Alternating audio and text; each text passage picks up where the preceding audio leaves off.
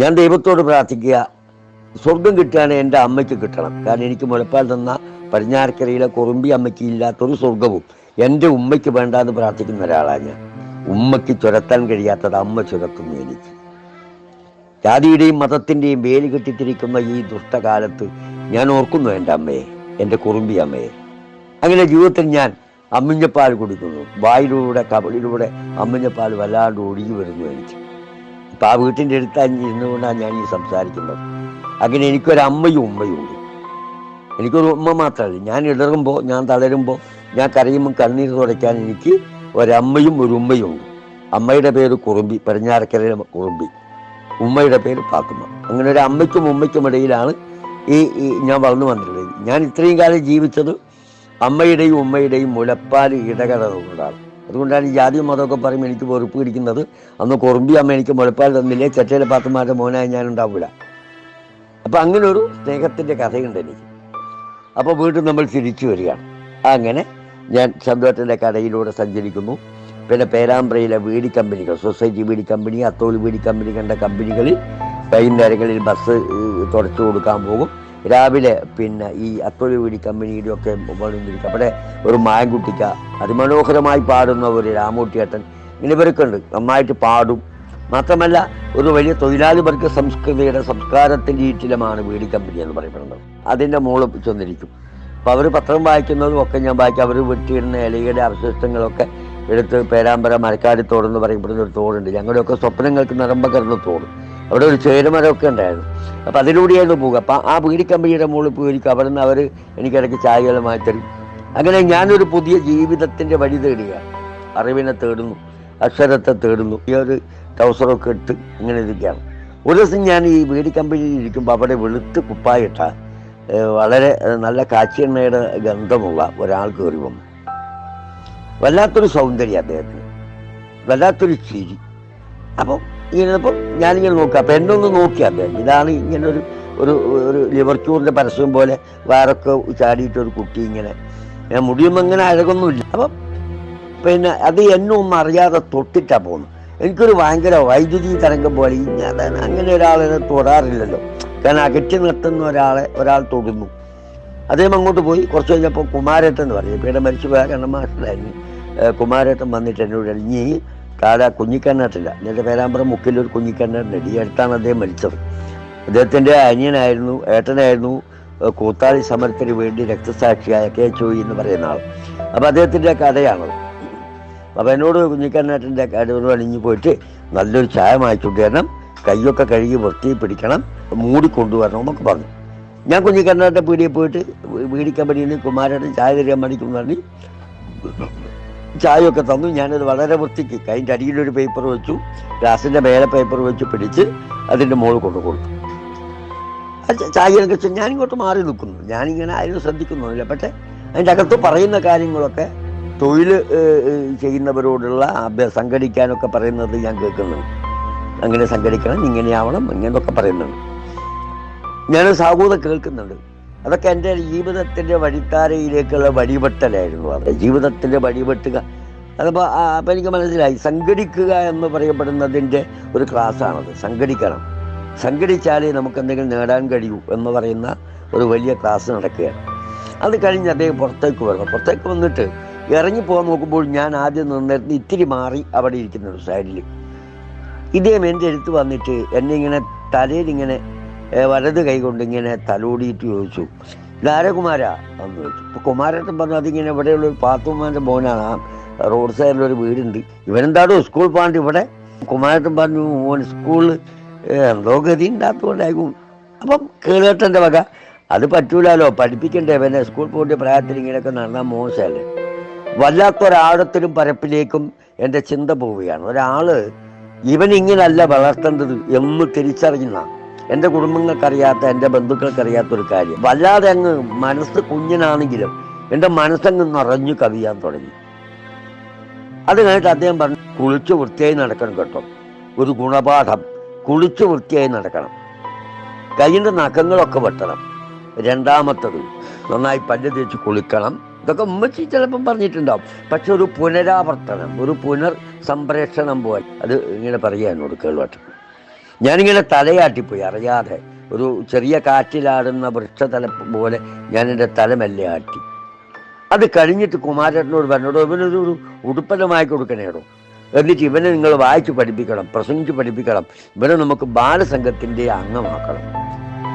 അടുത്ത സന്തോഷത്തിൻ്റെ മറ്റൊരതിരി. 1-ാം ക്ലാസ്സിൽ 18 ദിവസവും പഠിച്ച് തെരുവിലേക്ക് പോന്നിട്ടുള്ള എൻ്റെ ജീവിതത്തിലെ ജയിലിൽ കിടന്ന് അസംബ്ലിയിലേക്ക് മത്സരിച്ച് ജയിച്ചിട്ടുള്ള പ്രിയപ്പെട്ട കേൾവട്ടൻ. ഞാനൊന്നെൻ്റെ വീട്ടിൽ വന്നത് പെരുന്നാളിന് മാസം കണ്ടു എന്ന് വിളിച്ച് പറഞ്ഞുണ്ടാകുന്നൊരു സന്തോഷമുണ്ടല്ലോ, അതുപോലെയാണ്. ഞാൻ എൻ്റെ വീട്ടിലേക്ക് ഓടി വന്ന് ഞാൻ പറഞ്ഞു, ഉമ്മച്ചി എന്താണ് എനിക്ക് ഇത്ര സന്തോഷം? അപ്പോൾ ഞാൻ പറഞ്ഞു, ഉമ്മച്ചിയെ ഇന്ന് അങ്ങനെയല്ലോ കുട്ടികളുണ്ട് വർത്താനം പറയാം. അപ്പോൾ ഇത്ര വാത്സല്യം കൂടിയ കുട്ടിയാരെ കൂടി ഞാൻ ഇത്ര കൊഞ്ചിച്ചൊക്കെ പറയുമല്ലോ. ഞാൻ പറഞ്ഞു, ഉമ്മച്ചിയെ ഞാൻ ഇന്ന് ബീഡി കമ്പനീൻ്റെ മുകളിൽ ഒരാൾ വന്നിക്കല്ലോ, എന്നിട്ട് എന്നെ ഇങ്ങനെ കെട്ടിപ്പിടിച്ചിട്ടുണ്ടെന്നും പറഞ്ഞു. ഉമ്മച്ചി ഉമ്മച്ചിയെ എന്നെ ഇങ്ങനെ കെട്ടിപ്പിടിച്ചിക്ക് എന്തെന്നാണോ പേര് ഇപ്പം ഞാൻ ഇങ്ങനെ തപ്പുകയാണ്. ഞാൻ പറഞ്ഞു, നല്ല എണ്ണേൻ്റെ വാസനയുണ്ട്, വെള്ള കുപ്പായിട്ട്. അപ്പോൾ ഇങ്ങനെ ചോദിച്ചപ്പോൾ ഞാൻ പറഞ്ഞു, പേര് പെട്ടെന്ന് കിട്ടിയ ഉമ്മച്ചി കേളുവെട്ടെന്നാ പേര്. അപ്പം ഉമ്മച്ചി വാപ്പച്ചോട് നമ്മളെ കേളുവെട്ടനാണ്, അതാണ് നമ്മളെ കേളുവെട്ടൻ. ഏട്ടെന്ന് പറഞ്ഞാൽ ആങ്ങളെയാണ്. അപ്പം ഞാൻ പറഞ്ഞാൽ ഉമ്മച്ചിയെ പിന്നെ എൻ്റെ ഉപ്പാൻ്റെയോ അല്ലെങ്കിൽ ഉമ്മച്ചിൻ്റെയോ ആളുകൾ കാരണവന്മാരോ അല്ലെങ്കിൽ വേറെ ആരും എന്നെ അങ്ങനെ കെട്ടിപ്പിടിക്കുകയും അങ്ങനെ തലോടുകയും ചെയ്യില്ല. അപൂർവ ആളുകളുണ്ട്, അല്ലാതെ എല്ലാവരും ഒന്നും അങ്ങനെ കെട്ടിപ്പിടിക്കാറൊന്നുമില്ലല്ലോ. ഉമ്മ തന്നൊരു മറുപടിയുണ്ട്, ഓലൊക്ക മനുഷ്യന്മാരാ മോനെ. ഞാൻ അന്ന് പഠിച്ചൊരു പാഠമാണ്. ഇതിൻ്റെ പദപ്രയോഗത്തിൻ്റെ അർത്ഥം വലിയ രാഷ്ട്രീയ വിജ്ഞാനമൊന്നുമില്ലാത്ത എൻ്റെ ഉമ്മ പറഞ്ഞു തന്നതാണ്.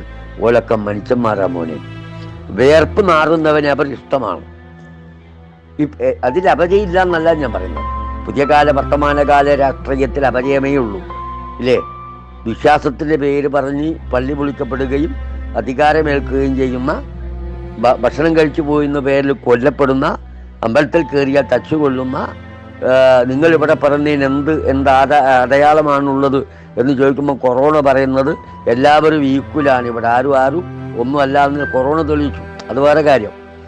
നൂറ്റാണ്ടുകര ചരിത്രത്തിലേക്ക് ഇപ്പം ഞാൻ പോകുന്നു. അന്ന് മുതൽ ഞാൻ പിന്നീട് ആ വഴികളിലായിരുന്നു. അത് കഴിഞ്ഞ് വായന തുടരുന്നു. അത്യാവശ്യം ചെറിയ ജോലികളൊക്കെ ചെയ്ത് വീട്ടിൽ കുഞ്ഞേട്ടനെ സഹായിക്കുന്നു. ഞാൻ അക്ഷരം കൂടുതൽ പഠിക്കാൻ ആഗ്രഹിക്കുന്നു. ഒടുവിൽ മുഹമ്മദ് പേരാമ്പ്ര എല്ലാവർക്കും മനസ്സിൽ ഇഷ്ടപ്പെടുന്ന ഒരു കുട്ടിയായി മാറാൻ എനിക്ക് കഴിഞ്ഞു. അങ്ങനെ മാറിയതിൻ്റെ പിന്നിൽ പ്രിയപ്പെട്ട കേൾവട്ടൻ്റെ, എൻ്റെ ഉമ്മച്ചിയുടെ, വാപ്പച്ചിയുടെ, ഞാൻ ആരാധിക്കുന്ന എൻ്റെ ദൈവത്തിൻ്റെ ഒക്കെ പുണ്യമുണ്ടല്ലോ. അങ്ങനെ ഇതാ ഇവിടെ എത്തി നിൽക്കുന്ന ജീവിതം വരെയുള്ള ഒരു ഓർമ്മയുടെ ഒരു തുരുത്തിലേക്ക് ഞാൻ ഇടയ്ക്കിടയ്ക്ക് ഇങ്ങനെ പോകാറുണ്ട്. അത് കഴിഞ്ഞ് ഞാൻ നാടകത്തിലെത്തുന്നു. ഏറ്റവും ചുരുങ്ങിയ പ്രായത്തിൽ ഒരു 10 വയസ്സിൽ നമ്മുടെ PR ചന്ദ്രൻ്റെ തേങ്ങായിലെ ചിരട്ടയുണ്ട് എന്ന നാടകത്തിൽ. അത് കഴിഞ്ഞ് പിന്നീട് ഒരുപാട് അമേച്ചർ നാടകങ്ങൾ, Perambra Jyothi arts and sports club, Sreekalanilayam, Perambra Venus theatres, Perambra Yamuna theatres, അങ്ങനെ എണ്ണപ്പെട്ട ഒരുപാട് കലാസമിതികൾ. അതിൻ്റെ ഇടയ്ക്ക് ഒത്തിരി കൂട്ടുകാർ, എൻ്റെ പ്രിയപ്പെട്ട കുഞ്ഞാണ്ടിയെ പോലെ ഒരുപാട് മോഹനൻ, PD മോഹനൻ, ഇവരൊക്കെ എൻ്റെ കൂട്ടുകാർ. ഇപ്പോഴത്തെ മലയാളം നാടകവേദിയിൽ 6-7 സ്റ്റേറ്റ് അവാർഡ് നേടിയിട്ടുള്ള, സംവിധാനത്തിൽ അവാർഡ് നേടിയിട്ടുള്ള രാജീവ് മമ്മളി എന്ന് പറയപ്പെടുന്ന സംവിധായകൻ എൻ്റെ കൈവിരലിൽ പിടിച്ചു വളർന്നു വന്നവനാണ്. ഗുരുവൊന്നുമല്ല ഞാൻ, എങ്കിലും എൻ്റെ കൊടക്കീഴിലായിരുന്നു അവൻ്റെ യാത്ര. ഒടുവിൽ അവൻ സംവിധാനം ചെയ്ത നാടകത്തിൽ അഭിനയിച്ചിട്ട് എനിക്ക് സ്റ്റേറ്റ് അവാർഡ് കിട്ടിയിട്ടുണ്ട്. അങ്ങനെ 980 മലയാള നാടകത്തിൻ്റെ ബഹുമാന്യനായ കുലപതി പ്രിയപ്പെട്ട ഇബ്രാഹിം ബംഗല കോഴിക്കോട് തുടങ്ങിയിട്ടുള്ള ചിരന്തന എന്ന് പറയപ്പെടുന്ന നാടക സമിതിയിൽ മുഹമ്മദ് പേരാമ്പ്ര എത്തിപ്പെടുന്നു. യുവല സാഹിതിയുടെ നേതാവും CPIയുടെ ജില്ലാ സെക്രട്ടറിയുമായ TB ബാലനാണ് അതിന് കാരണക്കാരനായത്. C രാധാകൃഷ്ണൻ നയിച്ച ഒരു കാൽനട ജാഥയിൽ, സമാധാന ജാഥയിൽ ഞാനൊരു അംഗമായിരുന്നു. ഇബ്രാഹിക്ക എന്നെപ്പറ്റി ചോദിക്കുകയും ഞാനിങ്ങനെ ചിരന്തനയിലെത്തുകയും, അങ്ങനെ ആദ്യമായി ഞാൻ 1980-86 പിന്നെ ചിരന്തനയിൽ ഇവർ ഇന്ന് വിവാഹിതരാകുന്നു എന്ന നാടകം കണിയാപുരം രാമചന്ദ്രൻ രചന നടത്തി. അങ്ങനെയാണ് അമ്മത് ചിരന്തനയിലെത്തുകയാണ്. ചെറ്റയിൽ അമ്മത്, പാത്തുമ്മയുടെ മകൻ, പറച്ചുപാത്തുമ്മയുടെ മകൻ, സൂപ്പിയുടെ മകൻ ചിരന്തനയിലെത്തുന്നു. ചിരന്തനയിൽ തിയേറ്റേഴ്സിൽ എത്തുമ്പോൾ എൻ്റെ പേര് മുഹമ്മദ് പേരാമ്പ്ര എന്നല്ല, അമ്മത് എന്നാണ്. അമ്മത്. അങ്ങനെ നാടകം പഠിക്കുന്നു. KM ധർമ്മൻ സംവിധാനം.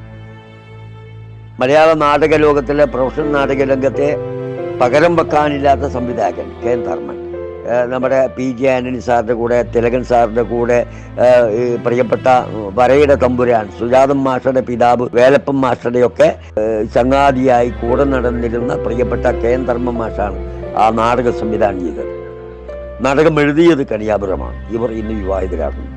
ഈ നാടകം ചിരന്തനെ എടുക്കാൻ പ്രേരിപ്പിച്ചത് മലയാളത്തിൻ്റെ പ്രശസ്ത നടൻ പ്രിയപ്പെട്ട തിക്കുറിശ്ശി സുകുമാരൻ നായരാണ്. അങ്ങനെയാണ് ആ നാടകം എടുക്കുന്നത്. അപ്പം അന്ന് എൻ്റെ പേര് അമ്മദ് എന്നാണ്. ഒരു ദിവസം ഈ നോട്ടീസ് അടിച്ചു വന്നപ്പോൾ 50 പേരമ്പ്ര എന്നാണ്. അപ്പോൾ കണിയാപുരം പറഞ്ഞു. അപ്പം എനിക്ക് കണിയാപുരത്ത് നന്നായിട്ട് അറിയാം. ഞാൻ പാർട്ടി കമ്മ്യൂണിസ്റ്റ് പാർട്ടിയുടെ പളർപ്പുണ്ടായപ്പോൾ ഞാൻ CPIയിലായിരുന്നു. അന്ന് ഞാൻ CPIയിൽ ഒരുപാട് ആളുകൾ അനുകരിച്ചിട്ടുണ്ട്. PK വാസുദേവൻ നായർ, എൻ്റെ രാഷ്ട്രീയ ഗുരുനാഥന്മാരുടെ ഒരാളായ പ്രിയപ്പെട്ട കുമാരൻ മാഷ്, PR നമ്പ്യാർ, ഇവരൊക്കെ എൻ്റെ വളർച്ചയിൽ ഇവർക്കൊക്കെ പങ്കുണ്ട്. കേളുവട്ടൻ, കേരളീയൻ, PR നമ്പ്യാർ, സഖാബ് VV ദക്ഷിണാമൂർത്തി, ആവള നാരായണൻ, അങ്ങനെ കണ്ട് ഒരുപാട് ആളുകളുടെ ഒരുപാട് നേതാക്കന്മാരുണ്ട്. 2 പാർട്ടിയുടെയും അഖിലേന്ത്യാ തലത്തിലുള്ള ഒരുപാട് നേതാക്കന്മാരെ എനിക്ക് നേരിട്ട് കണ്ടിട്ടുണ്ട്, പരിചയപ്പെട്ടിട്ടുണ്ട്. അവരുമായി സമ്പർക്കം പുലർത്താൻ കഴിഞ്ഞിട്ടുണ്ട്. കനിയാപുരം ഞാൻ കുറച്ചുകൂടി ബന്ധമുണ്ട്. അപ്പോൾ കനിയാപുരം ഇബ്രാഹിക്കോട് പറഞ്ഞു, ഈ ഇബ്രാഹിം നമുക്ക് ഈ മുഹമ്മദിൻ്റെ പേരൊന്ന് മാറ്റണമല്ലോ, ഈ പേരിനൊരു എടുപ്പില്ലേ ഈ തിരുവനന്തപുരം ഭാഷയിൽ. അപ്പം ഞാനിങ്ങനെ വല്ലാണ്ടായി. എന്താ അപ്പം വേറെ എന്ത് പേരാടുക? പിന്നെ KN ധർമ്മ സാറ് പറഞ്ഞു, അത് ശരിയാണ്, നമുക്ക് ഈ പേരൊന്ന് മാറ്റാൻ എന്തുണ്ട് വഴി, എന്തുണ്ടാ മുഹമ്മദേ വേറെ പേരെന്ന് ചോദിച്ചു ധർമ്മ സാർ. ഞാൻ പറഞ്ഞു, സാറ് എനിക്ക് ഈ പേരിൻ്റെ ഇഷ്ടം അമ്മദ്. അല്ലടാ നിനക്കത് ഇഷ്ടമാണ്, പക്ഷേ നോട്ടീസിൽ പോകുമ്പോൾ ഒരു ചന്തം വേണ്ടടാ. ഞാനൊന്നും വേണ്ടിയില്ല. ഉടനെ കണിയാപുരം അവിടെ കേട്ടു മുഹമ്മദ് എന്നാക്കാം. ഞാൻ വല്ലാണ്ടായി. ഞാൻ പറഞ്ഞു അത്